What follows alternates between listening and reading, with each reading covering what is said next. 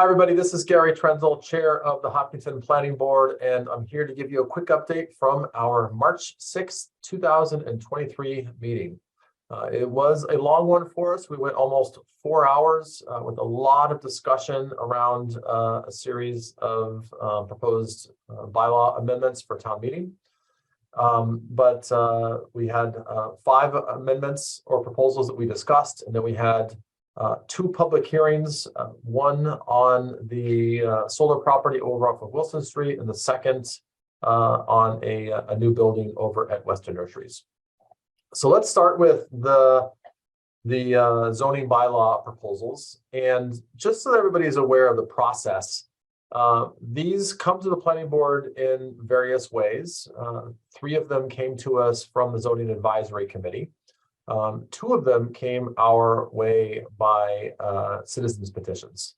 And the purpose of the planning board is to review these and determine if we are recommending them for approval at annual town meeting. So what that means is that our collective vote on these is not binding in any way. It's really just a recommendation that can help folks at town meeting understand if the planning board saw these as appropriate and rightful for the town moving forward. And that applies to both the ZAC articles as well as the citizens petition articles. So let's start with the ZAC articles. The first one is a new bylaw for electric vehicle parking. And this is really, this was brought to us also in combination with the Sustainability Committee. As we see more than 5% of new vehicle sales being electric, making sure that as developments are built, that they are accommodating for electrical vehicles in some way. So the bylaw, as it's proposed, is intended to require people building parking lots with more than 5 spots to allow for either the infrastructure to add future electric vehicle parking, or to actually allow for to actually install some electric charging stations. It doesn't mean that it would be free. It doesn't mean that it would be available to the public. Just like many things, it's just encouraging with a little bit of thoughtfulness and planning and work now. Hopefully, they can avoid tearing up a parking lot or sidewalk at a later point in time. The second proposed amendment that we have is for an exemption from site plan requirements for rooftop solar. This is something that we've done in practice that our zoning enforcement officer has typically waived that requirement, but we wanted to formalize it since it is a common practice. This has no effect on ground-mounted solar photovoltaic installations. It's really only on a roof. So, for example, if a building on South Street wanted to add solar to their roof, they wouldn't have to go through a full site plan review in order to do so. And then the third, which is one that we spent quite a bit of time talking about, is updates or a redefining of our inclusionary zoning bylaw. And I think this has to do with affordable housing and how we encourage affordable housing in town. I think it's worth walking through a little bit of background information for folks so they understand exactly what this is. In Hopkinton, we track very closely the number of housing units that we have that are deemed affordable.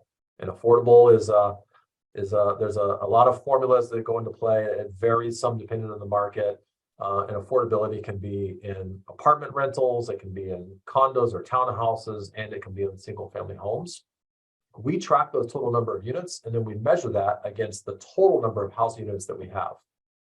And it's important because if we drop below 10% of our housing stock being deemed affordable, then that opens up the town for what we call an unfriendly 40B development. And in an unfriendly 40B, a developer can come in, they can bypass all of the local bylaws and basically and get a much more streamlined, generally less desirable development within the town. And they can do that because the state wants to really encourage affordable housing. So that's a number we pay close attention to. Over the last couple of years, we've seen that percentage start to decrease. And we see that because we've added a lot of new housing, whether it be in in individual single family builds, or whether it be in small subdivisions that are less than 10 units. When we have a subdivision of more than 10 units currently, that developer is required as part of the approval process to include one of every 10 units as affordable. But they have some options. They can build a unit that's deemed affordable. They can build a unit someplace else in town that's deemed affordable, or they can make what we call a payment in lieu of. Basically, what they do is they write a check to the Affordable Housing Fund in Hopkinton, and that satisfies their requirement. So the changes to this bylaw do a couple of things. One, just on a very pragmatic perspective, it would enable us so that future projects that are associated with MBTA housing, I'm not going to go into details on that, but future projects could be counted towards our affordability score. So that one's really just some language redefinition and what is by right versus what is by special permit.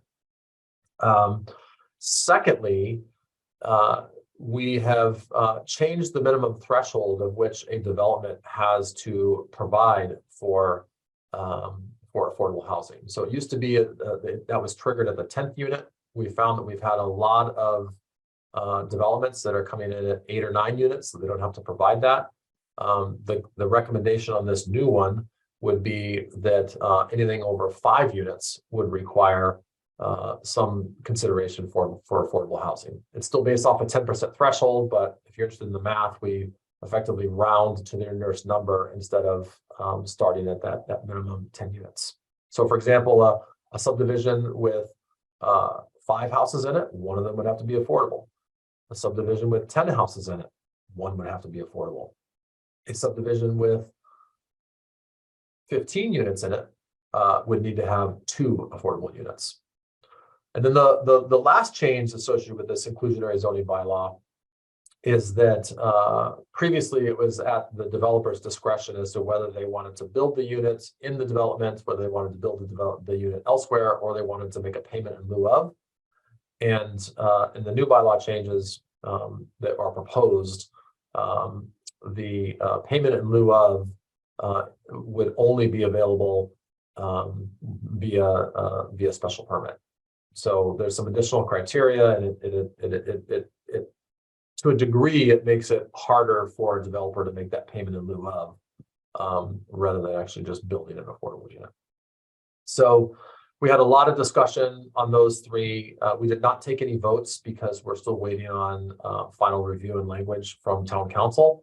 What the planning board votes on there will be what is in our town meeting warrant. So we continued all of those hearings until our next session. We also had 2 citizens petitions that are before us. And again, these are not ideas that were generated from a town body. These are citizens that want to make a zoning change in some capacity. The first is was submitted to us by the folks related to the church on the corner of West Elm and Main Street, over catty corner from Price Chopper. And unfortunately, as many of you know, that church has had to shut down in recent months. It's currently zoned residential, and they are proposing that it be zoned business. And their argument is that intersection of that entire area is commercial and business oriented. They've got generally good screening from other residential properties, and and for them as an organization, they're trying to maximize the value of the land, and they feel like it is likely better served with business zoning than it would be by residential. The second proposal from Citizens Petition is a series of lots on the corner of Hayward Street and South Street. So across Hayward Street from the Ko Sushi restaurant. And they are proposing that be changed from residential to rural business, which would open it up to some additional uses. That one, we had a lot of concern from neighbors of the Lake Maspinock region in particular. I think some very legitimate concerns with regards to traffic and safety, and just, you know, given that's one of two entrances into that neighborhood, they naturally had a lot of concern about what could potentially go into those properties. The counter argument to that is that those are parcels that are that entire intersection is all either industrial or rural business. So what they're proposing is really in line with the rest of the frontage on South Street. So again, that one, given the potential impact to other, you know, to the neighborhood itself, I think is a bit more complex. But we'll go ahead and continue those hearings as well for next session. On the public hearings we had, as I mentioned, we had an amended special permit application for the ground-mounted photovoltaic installation on Wilson Street, and this is a project that is already up and running, even though they don't have a occupancy permit for the site. They still have some loose ends to clean up, and specifically with regards to screening. And they had some updates to their proposed landscaping plan, which should hopefully will resolve that screening. We also had a lot of discussion to make sure that they are addressing what is intended by our bylaws on ground-mounted solar. And they took some recommendations that we had. They're finalizing that into full landscaping plans, and they will be back before us at one of our upcoming meetings. And then the last project is for a new building at Weston Nurseries. It's really pretty central to the property, relatively straightforward. It's a building that was demolished late last year. And as a board, we felt that it conformed to our minor site plan standards, and that project was approved. So that's it for our meetings, for our topics. We have another really full agenda coming up at our next meeting on the 20th of March. And then we also have a public input session on March 21st, specific to pedestrian connectivity. So we're hopeful to get a good turnout and that we get a lot of folks there to attend. So thanks everyone, and have a great day.